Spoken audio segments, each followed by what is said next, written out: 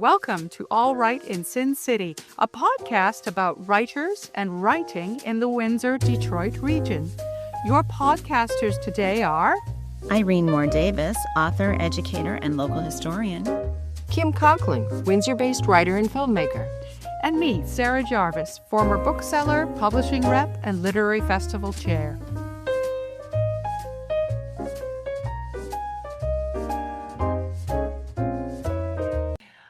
Our featured guest today is Michael Mirolla.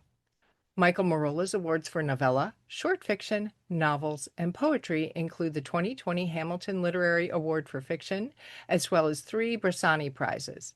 He's been awarded writers' residencies at Vancouver's historic Joy Kogawa House, in Olot, Catalonia, and in Barcelona. When not busy writing, Michael helps run Guernica Editions, a Canadian independent literary publishing house. Born in Italy and raised in Montreal, Michael now makes his home outside the town of Gananoque in the Thousand Islands area of Ontario. His latest work, How About This?, was published by At Bay Press in late 2025. Welcome, Michael. Thank you. Thank you very much for that. I had a couple more writers' residencies after Catalonia, including the 26 writer in residence at the Regina Public Library last year. I spent 9 months there. I guess the bio that you got was didn't include that, and then I had the virtual writer in residence for the month at the Saskatoon Writers Guild last year. So yeah, there were a couple there that Oh, excellent. Both very notable residencies. Congratulations. yeah. The one in Regina was really incredible. Like I said, I spent 9 months there, and at the library, and then I must have mentored between 50 and 60 writers that came in, and from the writers who were just starting out, and poetry collections, and to writers who were fairly well known, like Kathleen Wall, and a couple of others who are fairly well known in Saskatchewan, not maybe the rest of Canada. But yeah, it was quite a learning experience for me as well. You get when you get feedback from the people that you're giving feedback to, they tend to sharpen your own processes, your own writing processes. It's something that I really appreciate. One of the things I like doing, and especially with Guernica, and we have a series called the First Poet series, for example, where a lot of it is mentoring. They sent in a collection, and Alana Wolf is our editor for that, and she works very closely with these authors. So it's that part of it is something that when I first started out, I was one of those that said, no, I'm in a garret here, and that's where I'm going to stay, and people are going to come knocking at my door, and call and think and praise my genius, and then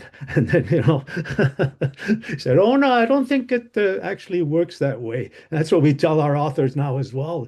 Our relationship becomes even more intense after we've accepted something to be published, right? So anyway, a long spiel off of sorry about that.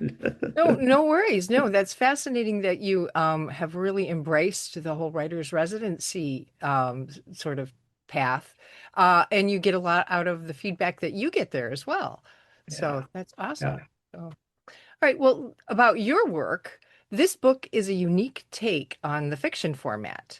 Would you like to describe the sort of different printed layout for our listeners? The format of your book is very different, and the layout is very different, using a different structure. Would you kind of like to describe that for our listeners, and why you chose that?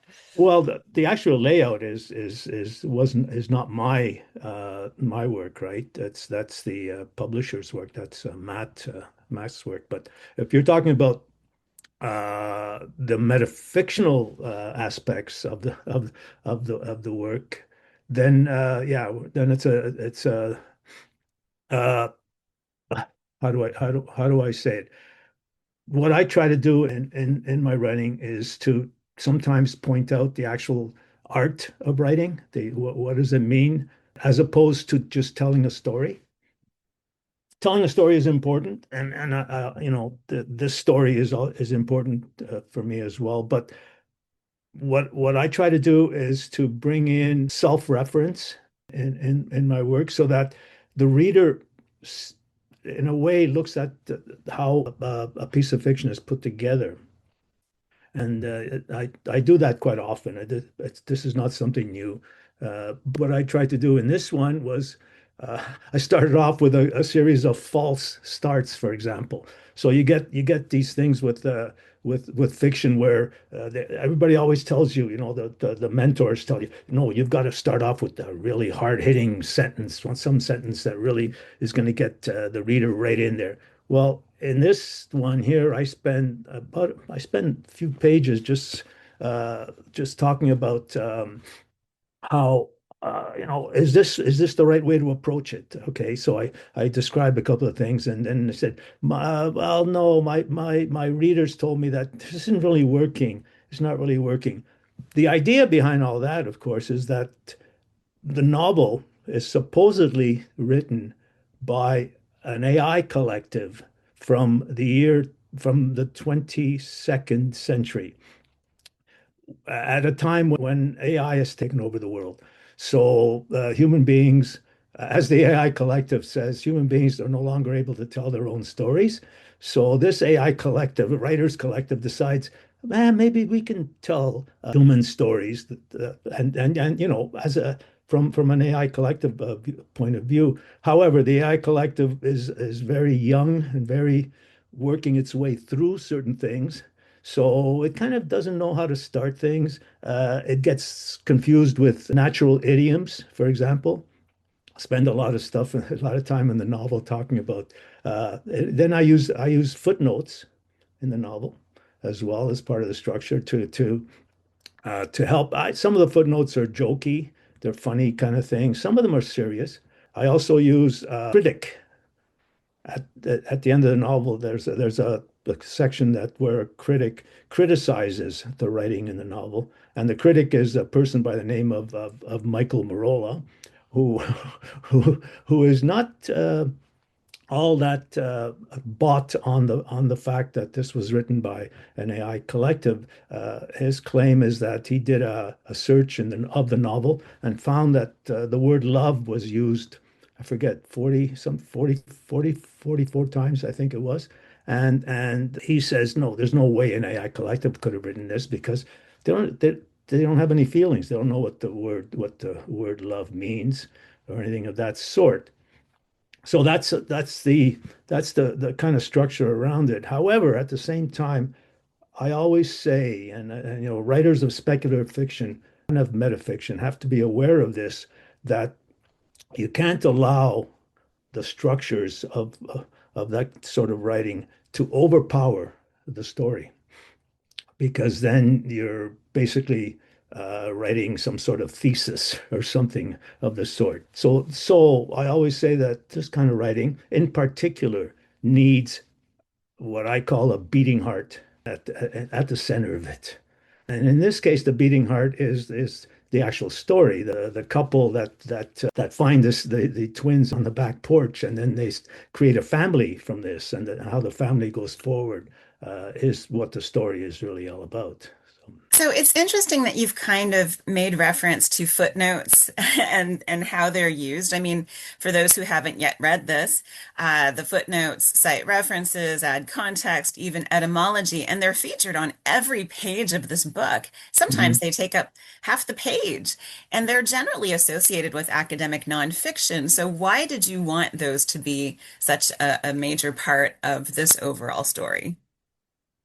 I was just having fun with a lot of it, but I think again it has to do with the way I look at it. It has to do with the AI collective writing this, and how would the AI collective bring all this kind of information together?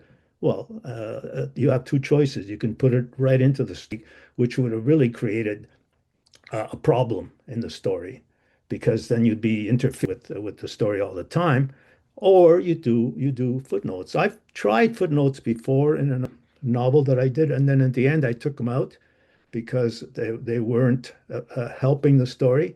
But I thought in this case, the footnotes, like I say, some of them are funny. Some of them are criticizing other Canadian novelists in one case. So the footnotes also give some kind of context in some cases about, and actually says something about the story itself. I thought they'd be in addition to the novel, which I hope they are. I mean, so you can read the novel, you can read it without the footnotes. Read it all the way through if you want. You'll be missing a few things. There'll be some gaps in there, but you'll be missing also the story itself of these footnotes and how, the author is making fun in many cases and adding things, improving. I'm not sure if improving is the right word. Adding to it, where it talks about the number three, for example, and how we use that, how the three is so valuable in and it has to do with the three of the baby carriage, and then in the footnote it talks about three being one of the most important numbers in the Trinity, for example. The religious versions of three, and it's used very often. Three is a that's important to human beings. The AI Collective is telling us this in the footnote, that this three is an important number. They don't understand. The AI Collective doesn't understand why three is important. They're not nothing to them. But as they're telling human stories, they need to include these. So, I mean, yeah, some people complain about footnotes. They don't like them. But in this case, I think the footnotes are part of the metafictional aspect of the novel. I think it's one of the elements, as there are lists in there as well. That sort of thing is included in the novel. So I hope that answered the question. I'm not sure if it did or didn't. Yeah, it did. And I'm interested in digging a little bit deeper into what you're saying about the AI Collective, because one footnote just says satire, Mhm. right? And so I'm assuming that's the AI Collective saying this is satire, and this is it's trying to identify things. In what way is this particular book a satire of current issues with AI writing? And when I was writing this, and this is started several years back, AI was not in the headlights as the headlines and the headlights as it is now. They were just talking about the language model, what do they call them, high level language models, I forget now, and there weren't novels being claimed to be by AI at the time. So in a way, I'm a little behind in this, right? Nowadays, you can actually get an AI novel. You can write your own AI novel if you want. I mean, but it's easy to spot what an AI novel is. And that's where part of the satire, I think, in this one is. It's easy to spot when AI is writing, because although they can put things into context, there's something always missing from it. And I think that what's missing is the feeling, the heart that human writers put into their writing. AI doesn't have that. It's just gathering information from all over the place. Now, my AI Collective doesn't do that. I've set them in the 22nd century, at which point uh, I, my argument would be that AI is no longer just aggregating material from all around the world. It is now observing the world itself and making comment on those observations, as opposed to just, uh, going through millions of pieces of writing and coming up with being able to be a super Google. Basic is what AI is right now, right? But my AI Collective is not that. My AI Collective is set at a time when AI is running things, and they now have the eyes on the world that the human beings had previously. They're the apex predator, as it were, and so they see the world, and how AI would see the as if they were human. How would that work? Is part of the for my novel. So you can easily, I think any reader will say, no, this was not written by an AI collective. This is written by a human being. It's kind of that's fairly obvious. So the satire is okay. So it's a human being pretending to be AI collective, and the AI collective now coming and writing about human beings. And is that possible? Is that funny? Yeah, I think in some cases it's fun. It's kind of dark humor, and it gets a little darker as well as the novel goes forward. That's the background, I would say, is satire. But satire by itself doesn't really get a reader's attention. A satire is more intellectual. It's something that a reader can say, "Oh yeah, no, that you're making fun of certain things that are taking place today." For example, the thing about the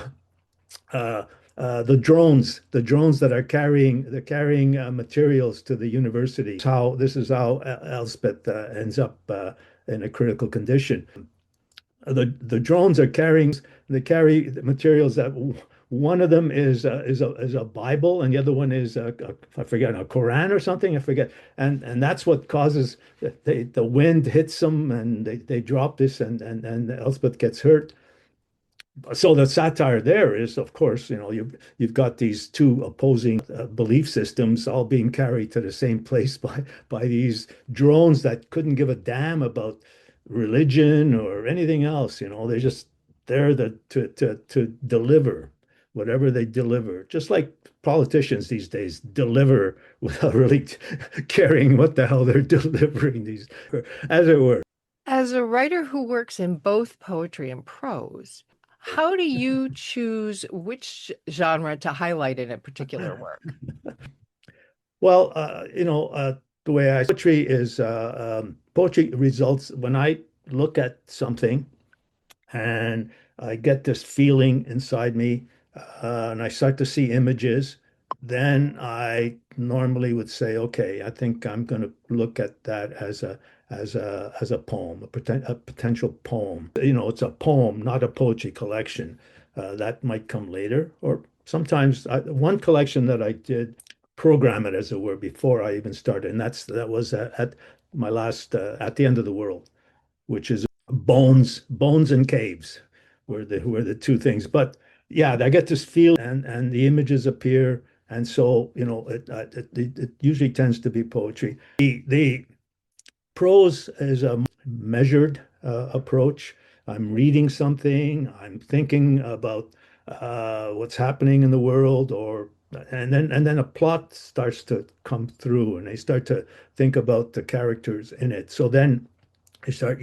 This is going to be a piece of prose, so whether short story, novel, that's a different matter. But the difference between at the edges, however, when you think about it, the poetry and prose they kind of touch, and there are times when you slip over from one into the other.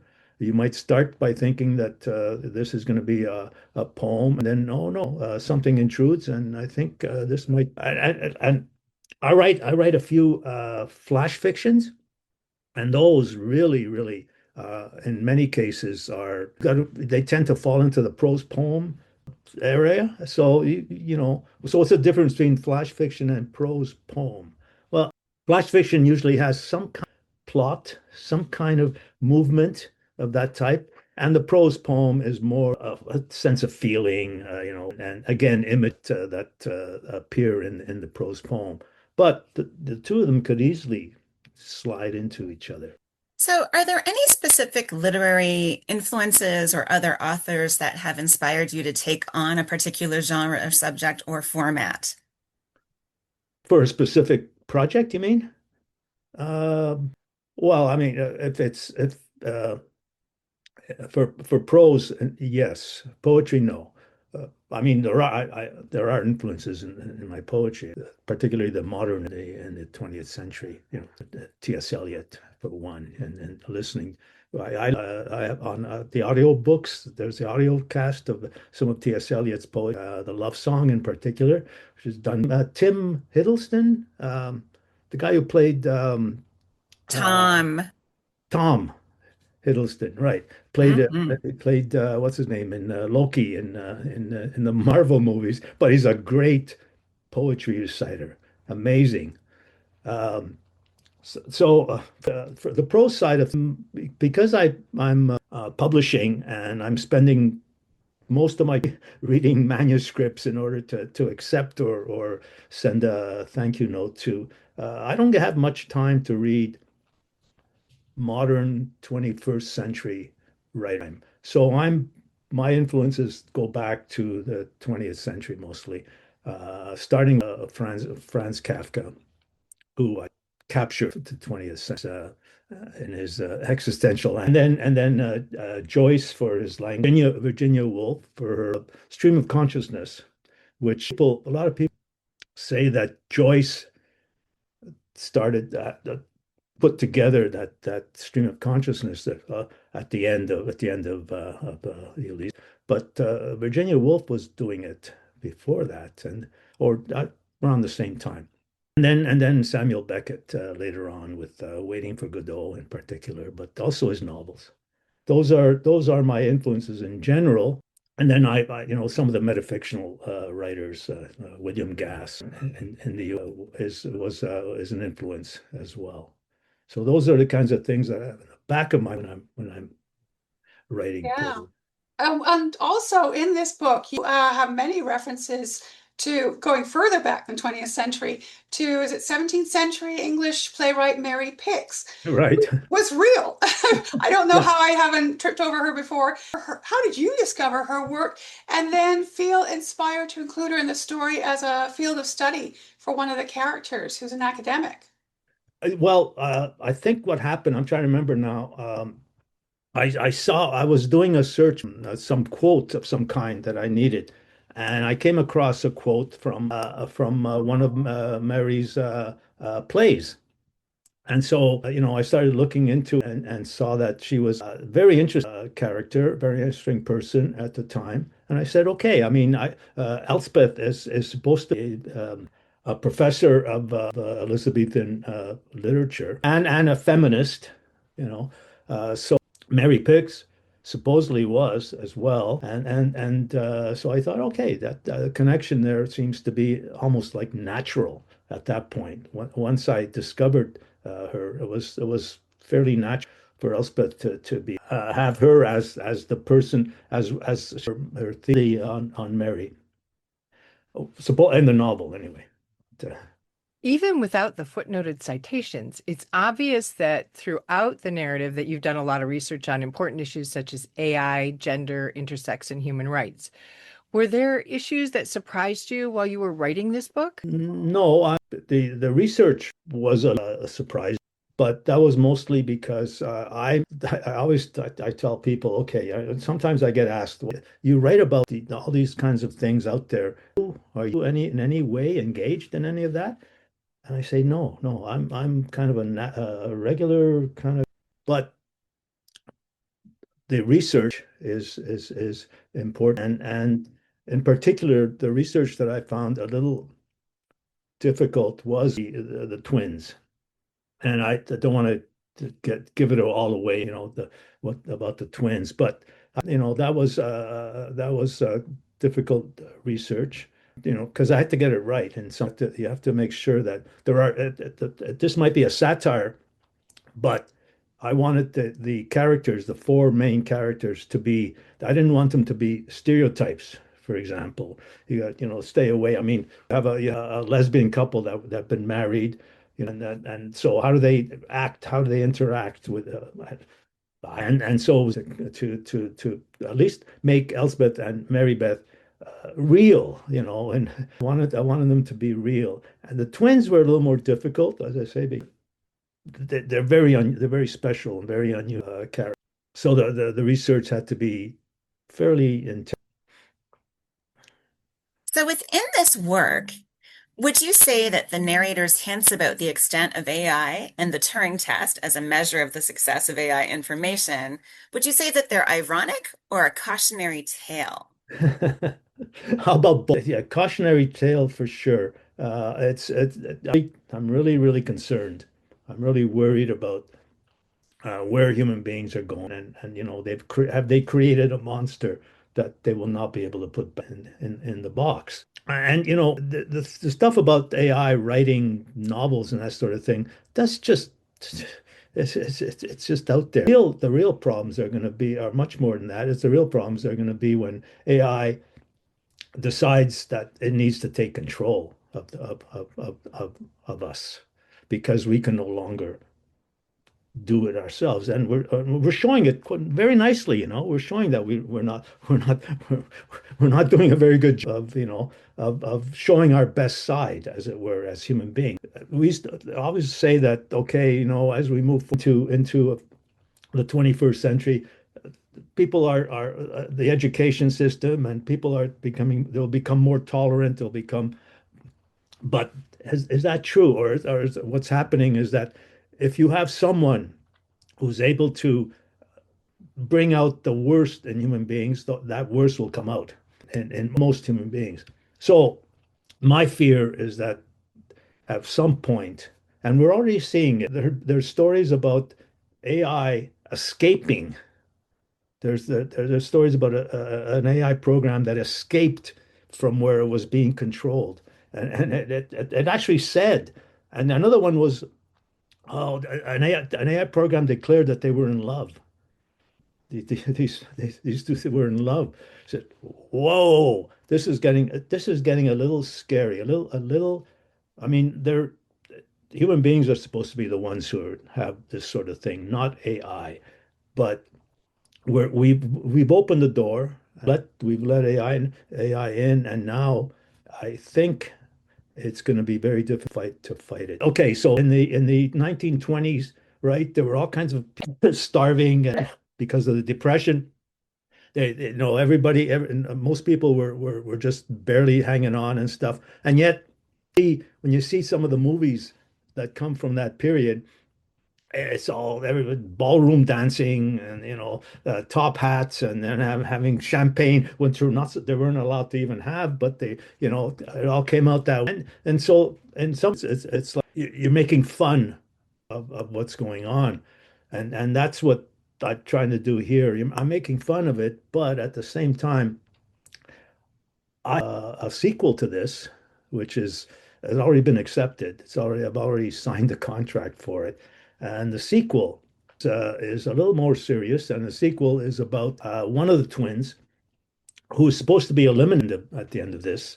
But Ariel argues argues with the AI collective, and Dupree is given to go search for Malik, the twin. And the AI collective is actually hinting in places that if Ariel doesn't get it right, humanity might be at stake because of this. So there's a little more to it this time. I'm not very happy about AI. And like I say, I wanted AI. Most people talk about that. I wanted AI to vacuum my house, to dig my garden. Here on the we could use 3 or 4 AI robots or androids or whatever to help out, as it were. Very interesting. Would you like to read something for our listener? All right. So this is section 2. It's called Back to 2044 AD. And here come the foundlings. Surprise, shock, double surprise. So the foundlings, as footnote 1. The long history of foundlings for readers who find such trivia useful.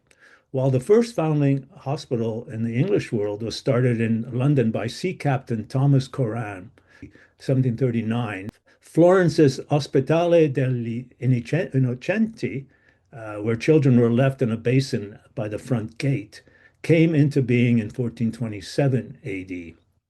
Do foundlings still exist in the first century before AI? C. V. Vinge and H. Bates, testing orphaned AI programs towards an adoption process to ease stress and anxiety among high-level language foundlings of stray bits and unimposing qubits.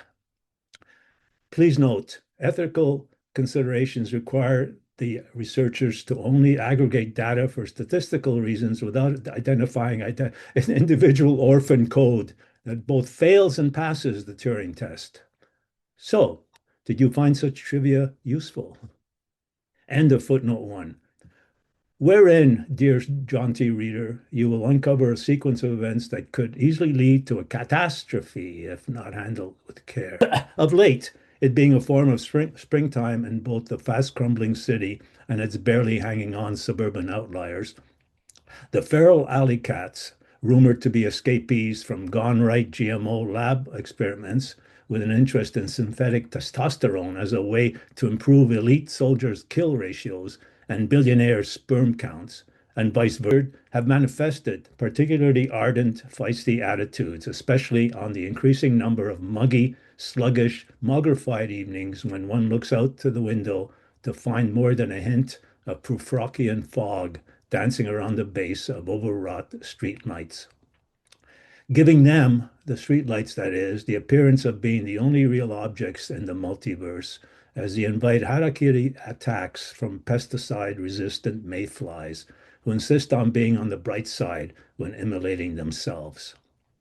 So the wailing at her back door, which has become an almost nightly occurrence, comes as no surprise for Elle, short for Elspeth, a tall, pajama-clad woman, mid to late 30s, with close-cropped hair and a distinct lack of makeup on a pleasant, round, well-nourished, as they say in murder mystery morgues, face. To the point where she has developed a ritual that consists of A, pushing with her butt against a spring-loaded outward opening back door, B, stepping out while one foot holds the door from slamming shut behind her, and C, quickly splashing a bucket of cold water into the night in the hope the shock will dampen, if only temporarily, the Tom's desire for either battle or sex. But as the bold typeface header would indicate, on this particular evening, Elle seems the one in for a shock when she flings the door open and prepares to douse the freestyle feline frolickers. So for the record, here's how Elle would have prepared her story in case of a possible investigation, criminal or simply bureaucratic, and also how she explains events to herself and to her partner, scheduled to make a grand entrance in Section 3. I was expecting snarling cats, or maybe in the clamoring throes of lustful amour with one of their two paramours, one of whom I've come to identify as Sir Eglamour. What else could it be? Howling cats yesterday, howling cats today. Isn't that what inductive logic tells us? But there on our backyard deck, underneath the motion sensor detector, there was the real source of the wailing, which had in the meantime stopped. Infants, two of them side by side in a stroller, two infants tightly wrapped in blankets. They used to call them swaddling clothes, no? That were a combination of pink and blue. Like whoever had done the wrapping couldn't make up their mind. Two infants side by side in a mauve-colored, ultra-modern, altogether spiffy, triangular-wheeled, two-seater tandem stroller. I'll stop there. That's a great spot. And that's a great introduction to the novel. So, Michael Mirolla, thank you so much for sharing your insights with us. Michael Mirolla's latest work is How About This, published by At Bay Press. Thanks again, Michael. Thank you for having me. All the best. Thanks for joining us. Look for more episodes of All Right in Sin City wherever you listen to podcasts, or check out our website, allrightinsincity.com. For information and announcements of new podcasts, sign up to our email list or follow us on Facebook and Twitter.